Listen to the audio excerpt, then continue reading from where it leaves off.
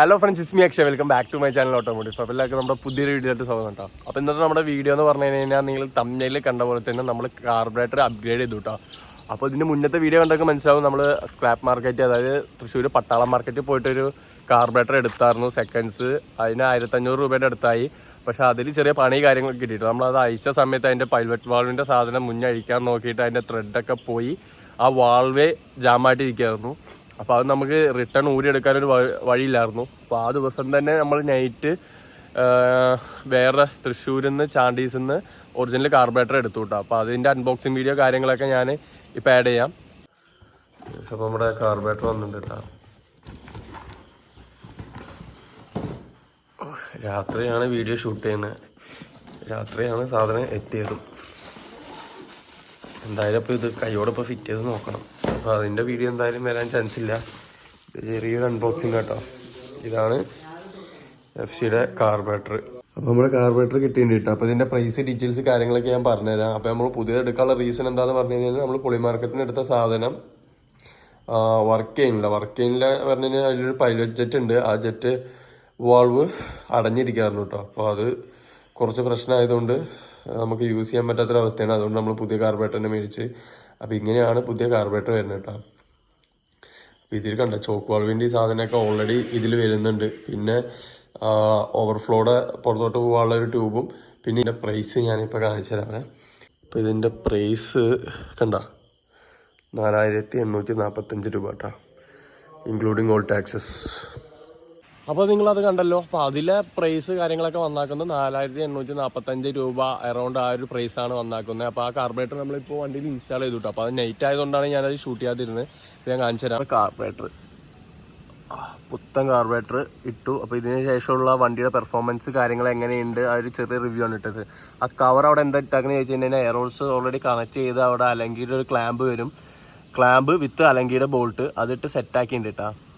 അപ്പോൾ എയറോൾസ് നമ്മൾ കണക്ട് ചെയ്ത ടൈമിൽ ഇനി അതൊരു ലീക്ക് വരാതിരിക്കാൻ വേണ്ടിയിട്ട് ജസ്റ്റ് ഞാനത് കവർ ചെയ്തിട്ട് ജസ്റ്റ് പ്ലാസ്റ്റിക് കവർ കേട്ടോ കവർ ചെയ്തുകൊണ്ട് കെട്ടി വെച്ചതാണ്.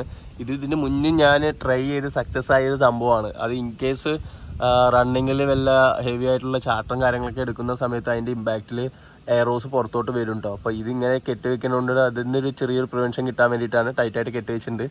അപ്പോൾ ഇങ്ങനെ ആരെങ്കിലുമൊക്കെ ചെയ്യുകയാണെങ്കിൽ നല്ലതായിരിക്കും.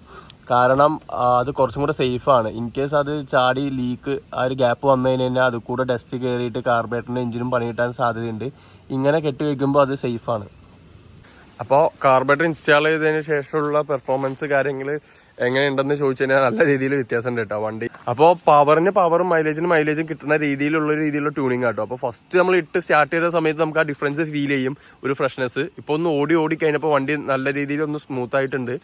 പിന്നെ ഒരു രീതിയിലുള്ള ലാഗ് കാര്യങ്ങളൊന്നും ഇല്ല. അപ്പോൾ എനിക്ക് തോന്നുന്നു 2013 മോഡലാണ്. 2013 ഈ വണ്ടി എടുത്ത ഓടിക്കുന്നവർക്ക് ചിലപ്പോൾ അത് ഫീൽ ചെയ്യാൻ പറ്റുമായിരിക്കും. ഞാൻ ആ ടൈമിൽ ഓടിക്കാത്തതുകൊണ്ട് എനിക്ക് ആ ഒരു ഫ്രഷ്നെസ് ഫീൽ ചെയ്യുന്നില്ല. പക്ഷേ ഇതിപ്പോൾ എഞ്ചിൻ പണി കഴിഞ്ഞ് കുറച്ച് നാളായിട്ടുള്ളൂ. അത് കഴിഞ്ഞ് ഈ കാർബറേറ്ററൊക്കെ വെച്ച് പുതിയ എയർ ഫിൽറ്റർ കാര്യങ്ങളൊക്കെയാണ്. പിന്നെ സ്പാർക്ക് പ്ലഗൊക്കെ പുതിയതാണ്. അപ്പോൾ അതിൻ്റെ ഒരു വണ്ടി മൊത്തത്തിൽ റിഫൈൻ ആയൊരു ഫീൽ ഉണ്ട് ഓൾറെഡി. പിന്നെ ചെയിൻ സ്പ്രോക്കറ്റൊക്കെ ഞാൻ കണ്ട ചെയിനും സ്പ്രോക്കറ്റ് മാറാറായിട്ട്. എന്നാലും ഞാനിപ്പോൾ അഡ്ജസ്റ്റ് ചെയ്ത് ലൂബ് ചെയ്ത് സെറ്റാക്കി വെച്ചിട്ടുണ്ട്. അപ്പോൾ വണ്ടി മൊത്തത്തിൽ സ്മൂത്താണ്. അതിൻ്റെ ഒപ്പം കാർബറേറ്ററിൻ്റെ സൈഡിൽ നിന്ന് പണ്ടൊരു സൗണ്ട് കാര്യങ്ങളൊക്കെ ഉണ്ടായിരുന്നു, ഒരു മിസ്സിംഗ് ഒക്കെ ഉണ്ടായിരുന്നു. ഇത് ഒരു രീതിയിലുള്ള ലാഗും ഇല്ല കേട്ടോ. അപ്പോൾ ഇനി ആരെങ്കിലും FCയിൽ ഏത് കാർബ് എടുക്കണമെന്ന് ചോദിച്ചു കഴിഞ്ഞാൽ ഞാൻ സജസ്റ്റ് ചെയ്യുന്നത് സ്റ്റോക്ക് തന്നെ ആയിരുന്നു. പിന്നെ ഞാൻ പൈസ സേവ് ചെയ്യാൻ വേണ്ടി ഞാൻ 220 ഒക്കെ കുറേ അന്വേഷിച്ച സമയത്ത് അതിലിപ്പോൾ വരുന്ന 220 കാർബറേറ്ററിൽ കുറേ ഡിഫക്റ്റ് കാര്യങ്ങളുണ്ടെന്നൊക്കെ പറഞ്ഞായിരുന്നു. നിങ്ങൾ എടുക്കുവാണെങ്കിൽ തന്നെ സെക്കൻഡ്സ് എടുക്കാൻ ഞാൻ സജസ്റ്റ് ചെയ്യും. പക്ഷെ അത് നല്ലോണം നോക്കിയിട്ട് വേണം എടുക്കാൻ. പിന്നെ ഇതിൽ വേറൊരു സീൻ കിട്ടാൻ നിങ്ങൾക്ക് ചാൻസ് ഉള്ളത് എന്താണെന്ന് പറഞ്ഞു കഴിഞ്ഞാൽ കാർബറേറ്ററിൽ എന്തെങ്കിലും ഡിഫക്റ്റ് ഉണ്ടോ ഇല്ലേന്ന് അറിയാൻ പറ്റില്ല. അപ്പോൾ നിങ്ങളുടെ പഴയ കാർബറേറ്റർ കൊടുക്കാതെ സ്റ്റോക്ക് കാർബറേറ്റർ വെച്ചുകൊണ്ട് വേറെ കാർബറേറ്റർ എടുക്കാം കേട്ടോ. എന്നിട്ട് അത് രണ്ടിലും നല്ല പാർട്സ് ഏതാണെന്ന് നോക്കിയിട്ട് അസംബിൾ ചെയ്തിട്ട് പുതിയൊരു കാർബറേറ്റർ പോലെ ബിൽഡ് ചെയ്യാൻ പറ്റുന്നുണ്ടെങ്കിൽ അതും നല്ലൊരു ഓപ്ഷൻ ആയിരിക്കും. പൈസ അഫോർഡ് ചെയ്യാൻ പറ്റാത്തവർക്ക്. അപ്പോൾ സ്റ്റോക്ക് തന്നെയാണ് ഞാൻ FCക്ക് സജസ്റ്റ് ചെയ്യാനുള്ളൂ. ഇപ്പോൾ ഞാൻ സ്റ്റോക്ക് മാറ്റിയിട്ട് നല്ല രീതിയിലുള്ള പെർഫോമൻസ് കാര്യങ്ങളൊക്കെ എനിക്ക് ഔട്ട്പുട്ടായിട്ട് കിട്ടുന്നുണ്ട് വണ്ടിയുടെ സൈഡിൽ നിന്ന്. ഒരു രീതിയിലുള്ള മിസ്സിങ്ങും കാര്യങ്ങളുള്ള മിസ്സിങ്ങുള്ള ഇഷ്യൂ ഇപ്പോൾ ഒഴിവായിട്ടുണ്ട്. ഇനി ഇത് എപ്പോൾ മിസ്സിങ് വരുമെന്ന് നമുക്കറിയില്ല. ഇനി മിസ്സിങ് വരാതെ നമ്മൾ മെയിൻറ്റെയിൻ ചെയ്ത് ഓടിക്കണം.